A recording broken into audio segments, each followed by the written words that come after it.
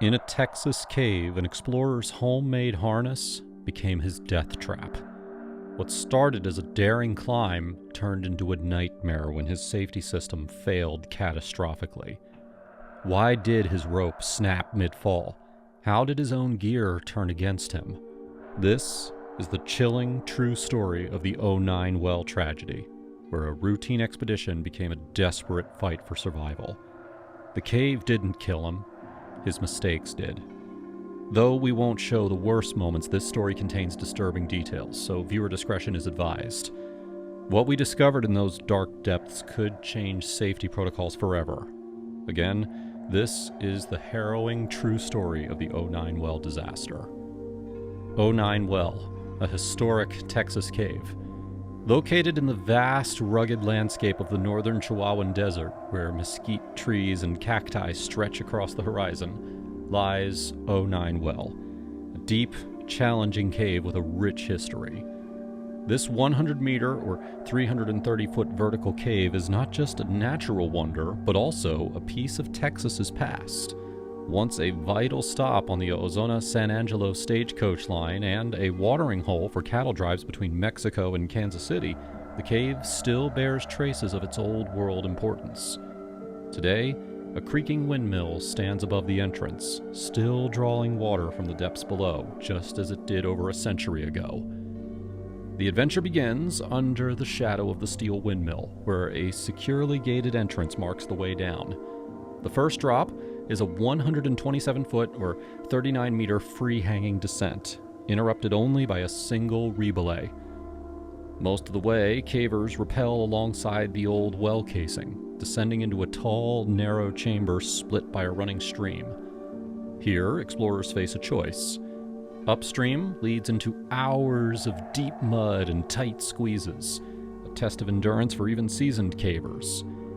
Downstream takes you through a series of crystal-clear pools nestled in narrow canyon passages, eventually dropping into a succession of vertical pits. These pits lead to large dome rooms, some of the most impressive underground spaces in Texas. At the very bottom, a massive dome chamber awaits, with an intriguing infeed passage visible high above, hinting at further secrets yet to be explored. '09 Well is managed by the Texas Cave Management Association, or TCMA, for the University Land System. While primarily reserved for research and conservation trips, recreational caving is possible under strict guidelines. Access requires advance permission, so cavers must contact the cave manager well before planning a trip. For those who venture inside, '09 Well offers a mix of history, challenge, and stunning underground scenery, making it one of Texas's most rewarding vertical caving experiences. Whether you're drawn by its past or the thrill of the descent, this cave promises an adventure unlike any other. The expedition begins.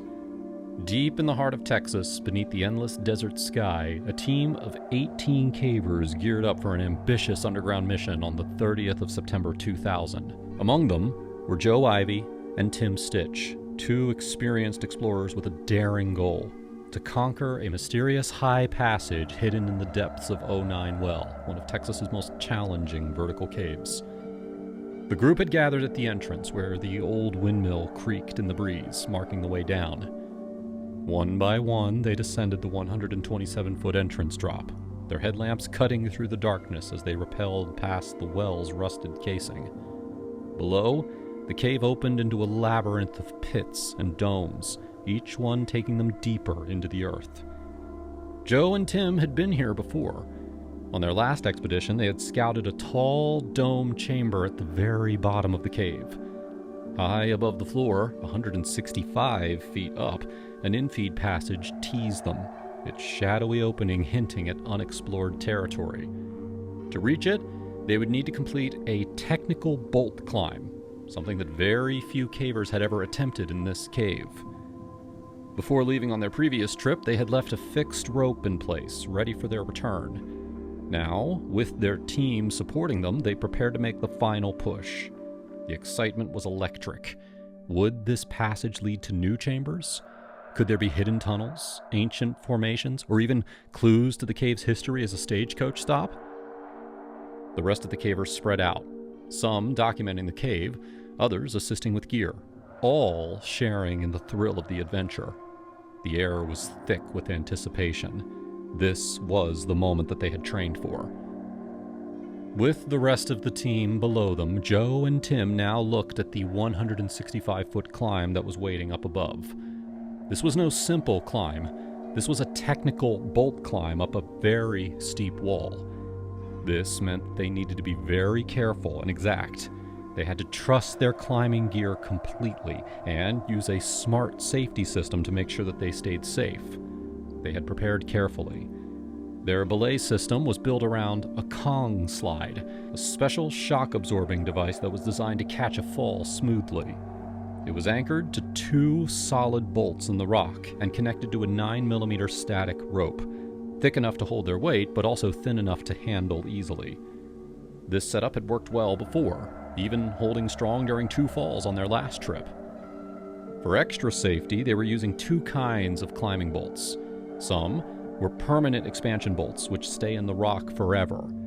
The other kind was something new, called a removable bolt.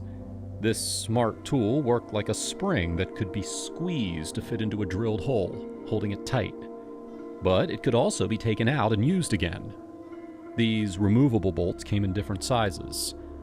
However, after a frightening event on an earlier climb, where a smaller quarter-inch removable bolt suddenly pulled out during a fall, they decided to only use the stronger 3/8-inch version from then on. They wanted to make sure that their safety gear was as strong as possible. Their plan for climbing was simple, but very safe. They would alternate between using permanent bolts and removable ones. This meant that they would never place 2 removable bolts right after each other. By doing this, if one removable bolt failed, there would always be a strong, fixed anchor close by in order to keep them safe. So, with all of their safety systems checked and gear securely in place, Joe Ivy started climbing first. He went up the rope that they had left behind from their last trip. When he reached the top, he tied himself off to the 9mm static rope using a Kroll ascender attached to his harness. This was his safety line if he slipped. Slowly and carefully, he began to move up the wall, drilling in bolts as he went higher. After climbing up about 20 feet, Joe decided to take a break. Climbing like this was exhausting. Every move required focus, strength, and patience. He rappelled back down to rest, eat, and let Tim Stitch take over. Tim climbed the fixed line to where Joe had stopped, and then switched over to the belay rope. Unlike Joe, who used just his Kroll ascender for safety, Tim preferred to attach both of his ascenders to the rope, an extra precaution that gave him more stability as he worked. Moving upward, Tim placed new bolts, alternating between removable and permanent ones just as they had planned. The climb was tough, and progress was slow, but he pushed higher, 15 feet below their target passage. Then he ran into a problem. Tim realized that he didn't have enough bolt hangers to finish climbing. Even worse, the effort had made him very tired. Knowing that it was too dangerous to keep going, he made a very smart choice. It was time to go back down. Before he rappelled down, he put in 2 final bolts to hold the fixed rope for their next try. Then, carefully, he began to lower himself back down. As he went, he removed any extra hangers and carabiners from the lower bolts, saving that gear for their next attempt to climb. The team met back at the bottom and they talked about what they had learned. They were very close, only 15 feet away from the mysterious passage. But climbing safely means knowing when to stop and come back another time. After they met back at the bottom, Tim Stitch gave the gear for drilling bolts back to Joe Ivy. Tim warned Joe that the belay rope, the safety rope, might not be long enough to reach the very top. But Joe was set on finishing the climb. He tied an extra rope to his harness just in case he needed it and started climbing the fixed rope again. As he went higher, the light from his headlamp became weaker and weaker, finally disappearing into the dark shadows up above. Tim waited down below, listening to the far-off sounds of other cavers from their group moving through the cave. The only sign that Joe was still climbing was a flickering light far up above, showing that he was still going upward. A sudden crash. Then, without warning, a sharp shout echoed down the shaft, followed by a terrifying, echoing crash. Tim's heart pounded as he yelled up to Joe, but no answer came back. The dim light from Joe's headlamp was gone. Nearby, Sarah Springer, one of the other cavers, heard Tim's frantic calls and rushed over. "We need help, now!" Tim shouted. Without hesitation, Sarah relayed the message and the team sprang into action, some rushing towards the surface to call for rescue, while others prepared to climb. The cave, once filled with the excitement of exploration, was now deadly silent. Tim's heart raced as he heard Joe moaning somewhere up above him in the darkness. Without hesitation, he strapped on his climbing gear and began ascending the fixed line, moving as fast as he could. About 100 feet up, Tim spotted Joe, wedged in a narrow slot in the cave wall. The scene told a terrifying story. Joe had fallen 40 to 60 feet, slammed onto a steep, sloping ledge, and then had slid into this tight crevice above a muddy, slippery ramp. Tim climbed past Joe and then carefully lowered himself down in order to reach him. Tim felt his blood run cold when he realized that Joe wasn't tied to any safety rope. One wrong move, and Joe could fall another 100 feet to the cave floor below. Acting quickly, Tim made a loop with a rope below himself and then clipped it to Joe's harness. This made Joe safe and secure in his spot. Joe was conscious, but he was in very bad condition.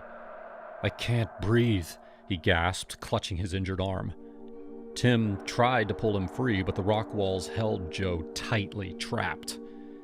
Instead, Tim carefully shifted him down onto the muddy ramp, where a small ledge gave them just enough space to work. Now, in the dim glow of their headlamps, Tim faced his hardest challenge yet, keeping Joe alive until help arrived. Tim quickly understood why Joe was having trouble breathing. It was because of Joe's homemade harness. This harness was a butt strap design, which means that it didn't have a loop for the leg to keep it in place. Because of this, the harness had moved up around Joe's chest. It was squeezing him tightly, like a clamp with every difficult breath that he took. Even though Tim tried to make it looser or take it off, the damaged gear wouldn't move at all. They knew that they had to get Joe down right away. But then, new problems came up. The rescue rope had gotten stuck on some rocks up above when Tim climbed down. Below them, Sarah Springer was climbing up that very same rope to help, but she didn't know that the rope was stuck. Tim yelled for her to stop, but she was already too high up. And worse, she didn't know how to switch her gear in order to rappel down. Struggle on the ledge. Sarah reached the slot where Joe lay, now unconscious but still breathing. Tim helped her onto the narrow ledge, where they anchored themselves to the rope above Joe's limp form. Together, they tried hauling Joe up onto safer ground, but his wedged body wouldn't budge. With time running out, Tim freed the trapped rope and made a gut-wrenching decision. He connected his safety tether, or cow's tail, to Joe's harness, preparing to rappel them both down. But, as he maneuvered Joe free, the worst became clear. Joe had become lifeless and had stopped breathing entirely.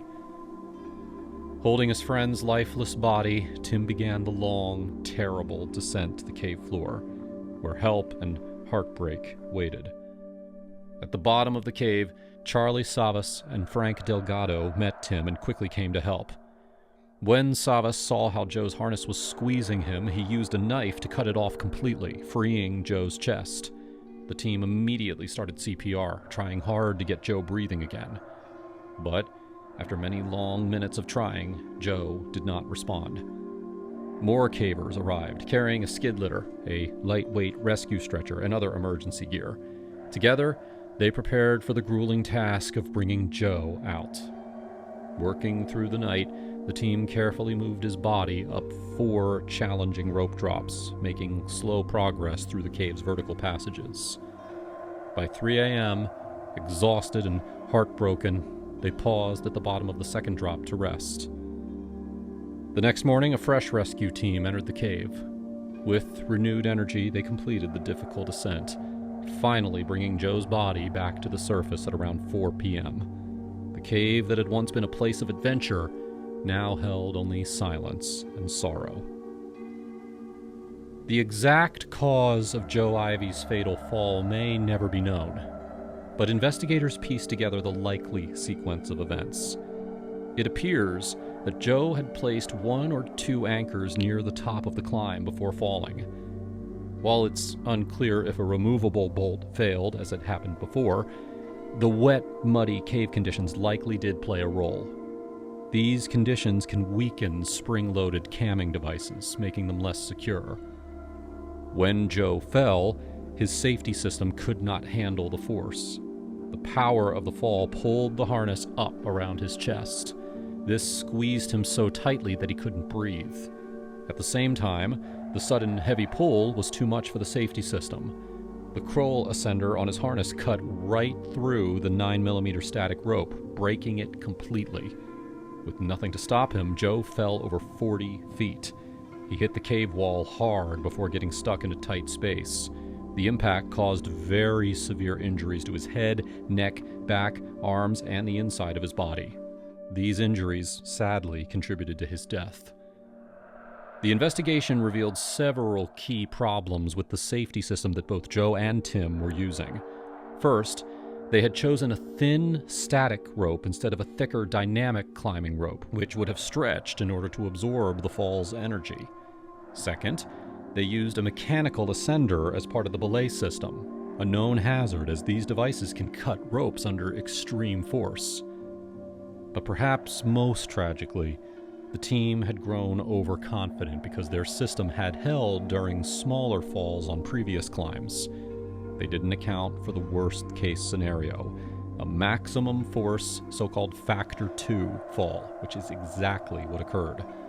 The removable bolts, the rope choice, the ascender belay method, each decision added risk, and together they created a deadly chain of failures. This accident serves as a heartbreaking reminder of something. No climb is worth compromising safety. The caving community has learned very hard lessons from Joe's death. Lessons about proper gear, rigorous planning, and never trusting a system just because it worked before. This was a very tragic story with very important safety lessons. Our thoughts and prayers go out to Joe and his loved ones. If you found this story very helpful for you and your climbing escapades, please make sure to like and share so that others can learn it too. Make sure to subscribe for more real cave stories and safety tips. Let us know in the comments down below what safety gear you always double check before a climb. Stay safe out there, and we'll see you in the next video.